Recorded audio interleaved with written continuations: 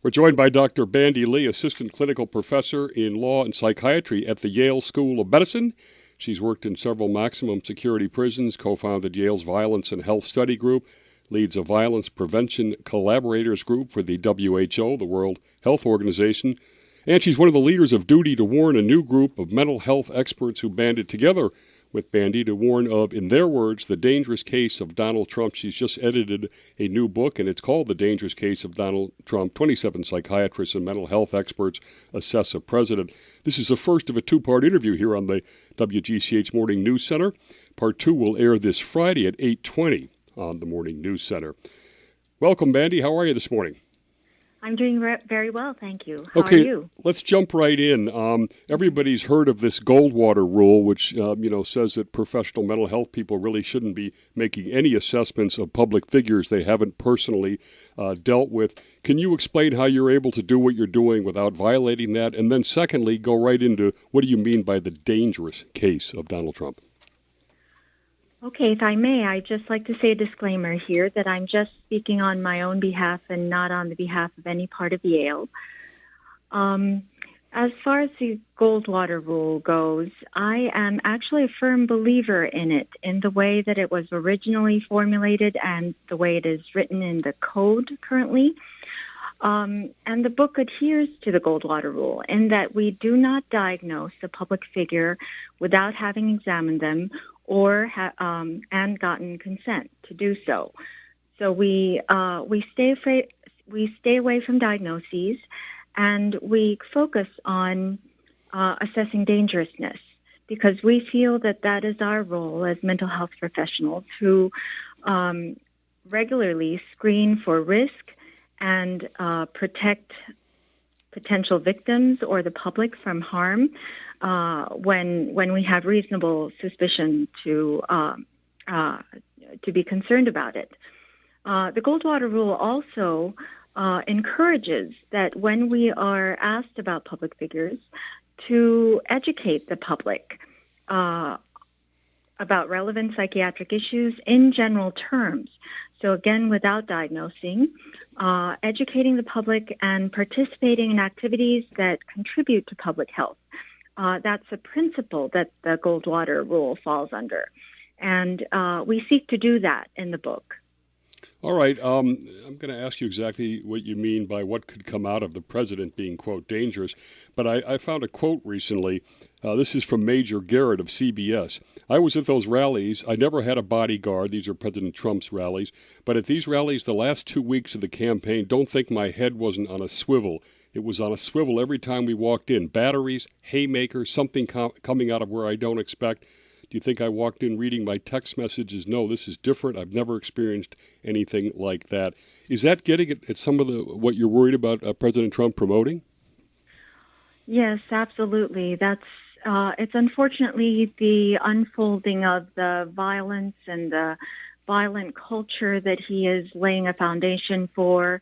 When someone in the position of leadership as he is, and who is so violence-prone himself, he can, of course, we're at risk of his own violence, of starting devastating wars, of launching nuclear missiles. None of these are off the table.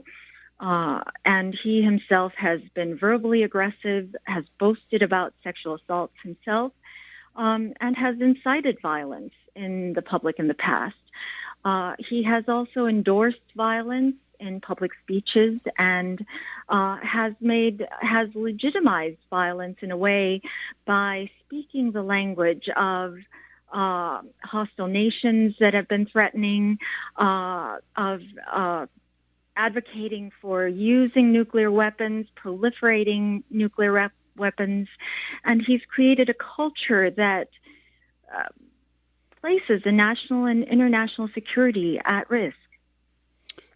Bandy, you don't do diagnoses, so I don't want to press you to do that, but I'd like to understand some of the characteristics that fall under a malignant narcissistic personality disorder, just some of the things that, the impulsivity and other things that you've talked about in your book and elsewhere. Yes, so there are certain characteristics that are highly associated with violence, and those include, you might say, malignant narcissism, the extreme end of narcissistic personality disorder, and also antisocial personality disorder. These are common syndromes that are associated with violence, but we don't know if Mr. Trump has any of these. The only way we would know is if we had a full evaluation and have done an in-person examination as well as gotten medical records and do a medical exam. We need all of this information since we have so little about him. And so we are urging for a full evaluation. So some of the characteristics that could lead to violence include impulsivity, recklessness, paranoia, perceiving threat where it doesn't exist and feeling like you have to fight all the time, a loose grip on reality. That happens when narcissism becomes extreme, when the reality does not meet your need for approval and adulation. You create new realities, and soon you lose touch with actual reality. And a lack of empathy. You do not see other people as independent beings. They're simply instruments to either fulfill your needs or not, and you become hostile to them if they do not meet your needs, and eventually no one can meet those needs, and so you become isolated and paranoid, and that becomes dangerous not only for the individual but for the nation itself. And this constant need to burnish a sense of power. You become very grandiose. You project yourself as the best, the most knowledgeable, and the expert in everything. But in fact, that sense inhibits you from learning needed facts or learning information or taking an advice, and that becomes very dangerous. Sobering stuff here. Part 2 of our interview with Bandy Lee will be at 8:20 on Friday morning, so make sure you tune in and get the rest of her insights. Thank you very much, Bandy. Thank you. This is part 2 of our interview with mental health expert Bandy Lee of the Yale Med School, edited a new book, The Dangerous Case of Donald Trump, 27 Psychiatrists and Mental Health Experts Assess a President. And Bandy, just to refresh for those that might not have heard the first interview on Wednesday, what do you mean by the dangerous case of Donald Trump? So we feel that as mental health professionals who routinely screen for danger to self, danger to others, or danger to the public, with anyone we see, we feel that we have the experience as well as the responsibility to warn the public about danger when there is someone who is posing danger to them. And currently it happens to be the person occupying the office of the presidency. Whereas normally we would not comment about a public figure. In fact, there's an ethical rule, as we've mentioned before, that prohibits us from diagnosing public figures without having examined them and gotten consent to do so. But in the case of an emergency, we feel that if we have special knowledge, our professional experience that allows us to see dangers to the public in ways that the layperson may not be able to detect, we have a responsibility to warn the public, to educate the public. In fact, in our everyday practice, we not only have the legal authority, but sometimes a legal liability to warn potential victims about danger. And that is what we're doing in the case of Mr. Trump. All right, let's look at some of these characteristics. There's a lot of the media saying that a lot of what he says is blatant lies. And I'm wondering what that means. And also, is it crazy like a fox lies, that he's, playing to his base and he knows he's telling them stuff that's not true? Or is there something else going on, you think? Well, that's particularly the area where we feel that as mental health experts, we could contribute and be of public service because what we do on a daily basis is to distinguish what is pathology from what is healthy behavior or conscious choice, meaning choices that come out of reasoned, you might say calculated strategy. And what we have seen, we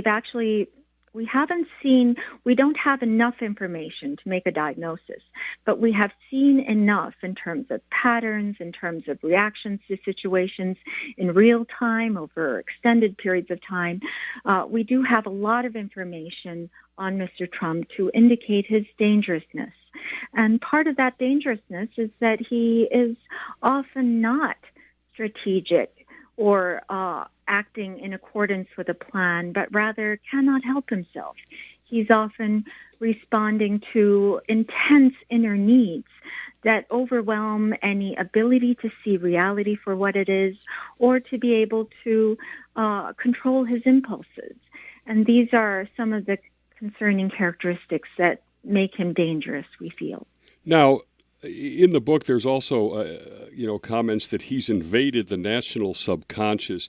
Is there some kind of a Trump anxiety disorder? And also, is he a reflection of us? Have we become a narcissistic, attention-deficited, reality TV kind of society so that he's a reflection of us?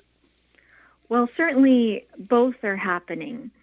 There is a reason why we elected an impaired leader, that we were not able to detect a lot of the signs that were quite obvious from the start, and that we would be rather attracted to the signs of pathology and duped by his manipulations that arise from intense inner needs.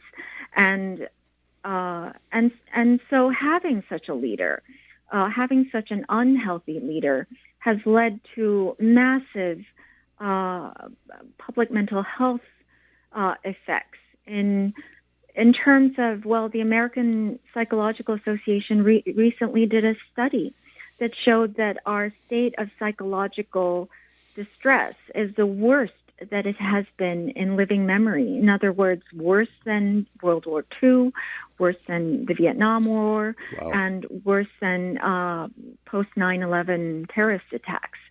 So the effects that a lot of these therapists were seeing early on are actually now measurable, and it is really the worst state that we have ever known.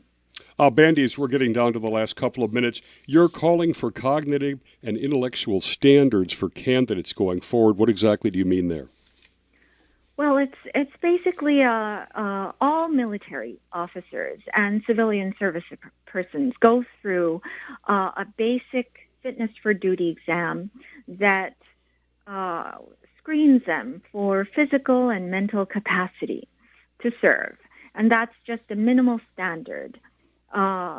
It doesn't bear in on ideology, doesn't bear in on political strategy. It's purely just minimal capacity, physical and mental ability. We don't have presidents and presidential candidates go through this exam, and yet he or she becomes a commander-in-chief. So we feel that this is a glaring omission, and what we're seeing now is the result of this omission. We have someone who we cannot be sure he has the capacity to take in correct information and advice, to process that information, and to make reasoned, logical choices based on reality and real consequences. This ought to be a minimal standard. In just about 15 or 20 seconds, what's next for your duty to warn movement? Well, we actually have a national coalition now, and we shouldn't be confused with a duty to warn non-professional movement. But we are currently, we have a website, dangerouscase.org. Members of the public or the legal community have put us in touch with Congress members, and we are speaking with them. We're trying to educate the public as much as possible about the dangers we face and the urgency of this issue. So we're working mainly on those two fronts. Okay, we've been talking with Dr. Bandy Lee of the Yale School of Medicine, a two-part interview we've done this week on the Morning News Center. That book, again, is The Dangerous Case of Donald Trump, 27 Psychiatrists and Mental Health Experts Assess a President. Thanks, Bandy, for joining us. Thank you very much for having me.